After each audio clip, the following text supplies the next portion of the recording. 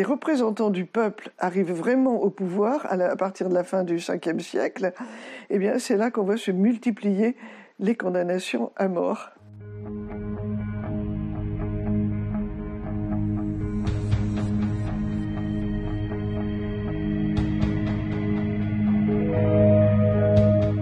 Ce qui a déclenché mon envie d'écrire ce livre, c'est la phrase que prononce Socrate au moment de son procès, quand il a 70 ans.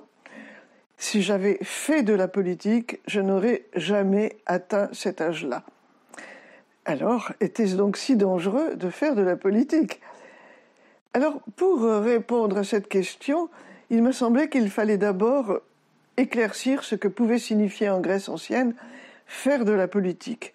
En Grèce ancienne et plus spécialement à Athènes.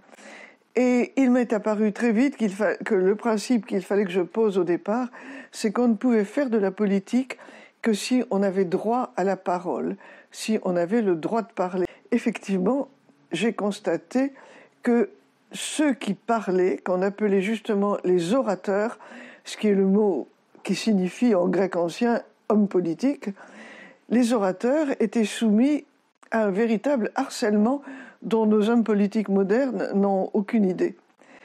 D'abord, bon, ça pouvait être un harcèlement de la rue, mais ça, ce n'était pas trop grave. Mais plus grave, c'était déjà le harcèlement de l'administration.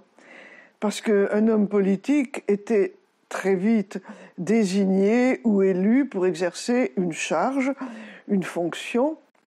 Et à ce moment-là, il était soumis à un véritable examen continu de la part de l'administration, avant d'entrer en exercice, pendant l'exercice, à la fin de l'exercice. Sans arrêt, il y avait des contrôles qui pouvaient déboucher sur des procès et même se terminer assez mal pour lui. Et plus grave encore, c'était le harcèlement judiciaire proprement dit, les procès. Tout le monde pouvait intenter un procès. C'était une conquête démocratique. Celui qui voulait, au boulot-ménos, pouvait intenter à qui il voulait, et en particulier aux hommes politiques, d'autant plus tenté de le faire s'il était pauvre qu'en cas de condamnation de sa victime, il touchait une bonne partie de l'amende infligée à sa victime. Le pire pour un homme politique, c'était les procès intentés par ses propres adversaires politiques. C'était quelque chose de presque automatique à partir de la fin du 5e siècle et surtout au 4e siècle. Dès qu'un homme politique déposait un projet de loi, il était immédiatement poursuivi par un autre homme politique pour illégalité, corruption, mauvaises mœurs, impiété, etc. Et il pouvait être soumis à toutes sortes de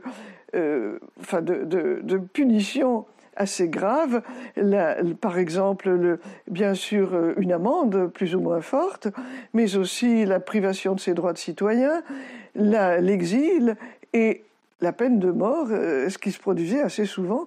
On est un peu effrayé quand on voit la quantité d'hommes politiques qui ont été condamnés à mort. On parlait des assassinats politiques dans les périodes troublées, ils étaient très nombreux. Quand on voit la triste fin d'Alcibiade et de Démosthène, on est étonné de voir que Périclès est mort dans son lit.